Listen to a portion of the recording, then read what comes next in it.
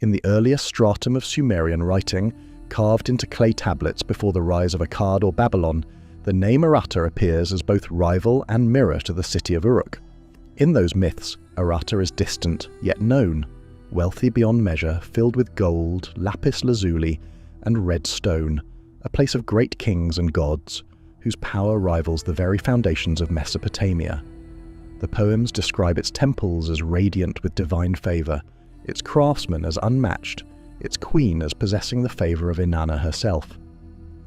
When Enmerkar, the legendary king of Uruk, seeks to draw Aratta under his influence, he does so not through war but through a test of diplomacy and divine favour, sending envoys, making offerings, engaging in ritual speech. Aratta, in these tales, is not merely a place, it is a problem. It stands outside the known world, and yet within the mental geography of early Sumer. Scholars have long debated the nature of these tales.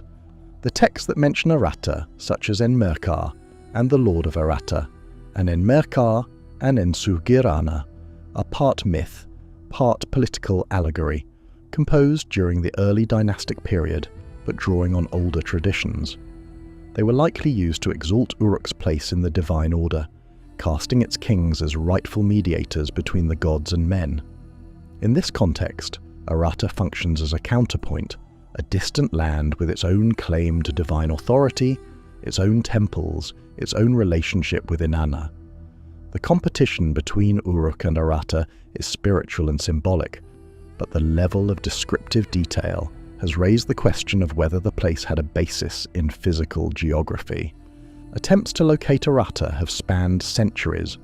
Early Assyriologists often dismissed it as purely mythical, a narrative device rather than a memory.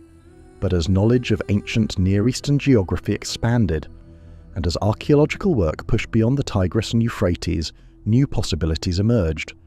In the late 20th century, researchers began to consider the Iranian plateau and regions of Central Asia as candidates. These were places known in antiquity but distant from the Sumerian core, connected by trade routes that carried precious materials, gold, tin, lapis lazuli, into Mesopotamia long before the emergence of empire. The trade in lapis alone presents a compelling clue. The blue stone, sacred and rare, appears in Sumerian artifacts from the 4th millennium BCE, but its only known ancient source is the Badakhshan region of northeastern Afghanistan. This implies a long-distance exchange network, one that would have passed through or near the Iranian plateau. In this context, Aratta could have been a real centre, an intermediary city or confederation along that network, its wealth remembered in myth long after its decline.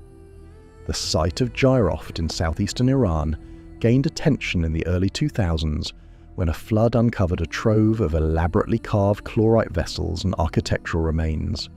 Though much of the material had been looted, subsequent excavations revealed a settlement dating to the 3rd millennium BCE, with complex urban planning, monumental architecture, and a material culture distinct from Sumerian patterns, yet clearly part of the same broader sphere.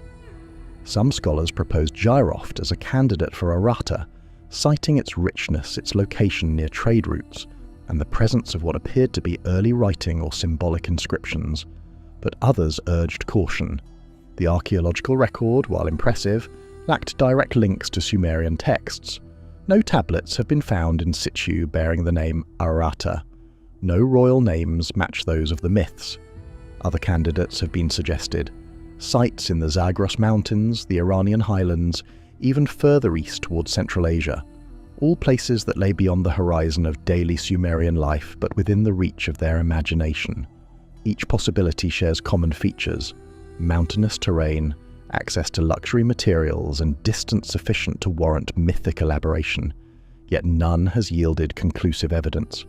The problem is compounded by the nature of Mesopotamian myth itself. The Sumerians did not distinguish between myth and history as modern scholars do. Their kings ruled for hundreds of years. Their cities were founded by gods. Their texts moved easily between ritual, allegory, and record. Aratta may never have existed as a single place. It may have been a composite memory shaped by centuries of trade, migration, and oral tradition. Or it may have existed, but under another name its original identity lost as languages shifted and cities fell. What is certain is that Aratta occupied a specific conceptual space in the Sumerian mind. It was not chaos or wilderness, but civilization elsewhere. It had temples, rituals, scribes, and kings. It was an equal until it was brought into narrative submission. The myths do not record its conquest in war, but its yielding through divine will and diplomacy. This suggests that whatever Aratta represented, it was not an enemy, but a rival, a reflection of Uruk's own ideals seen at a distance. The search continues. Each excavation in Iran or Turkmenistan, each re-evaluation of trade patterns, each new translation of early Sumerian texts brings with it the faint hope of a name, a tablet, a correspondence that might fix Aratta in place. But for now, it remains suspended between geography and myth, a shadow of early urbanism glimpsed through the lens of remembered power. Its temples may lie buried beneath farmland or mountain scree. Its language may have left no mark on surviving scripts. Its kings may have ruled without leaving monuments.